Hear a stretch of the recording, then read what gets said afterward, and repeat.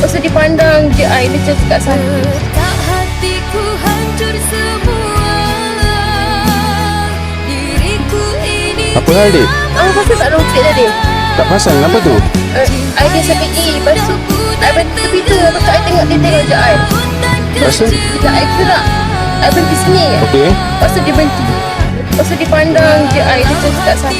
Tapi dia ada curi apa-apa ke tak ada? Tak ada. Oh. Dia dah mati air dekat tepi tu. Tak, sekarang ni you relax lo, chill. Call siapa-siapa boleh datang ke kan. Ada air kau kan? Air suam, air ni air mana? You lagi nak bagi dia minum.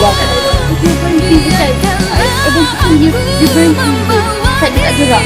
Aku tahu air di sini depan tu. Ada air. Lepas tu air berhenti depan tu sekejap. Ha? Air nak minum air. Lepas tu dia pun berhenti. Dia berhenti, air tengok kat mana dipandang je air. So air nak gerak lah. Meresahkan tu. Air gerak, air berhenti sini. Lepas tu dia pun berhenti.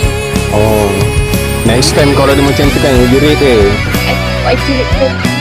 Dia tak sempat. Air dah turun, datang lah. Cekik dia tadi. Tapi you macam tu, kita orang tengok kan. Macam bro, makanan dah siap belum? Siap. Nak minum ke? Tak apa, tak apa. Tak ada motor tu. Sebab dia dekat sebelah kereta you. Kita orang memang tak nampak motor dia. Oh ya ke? Oh, dah siap lah. Okey, gerak dulu.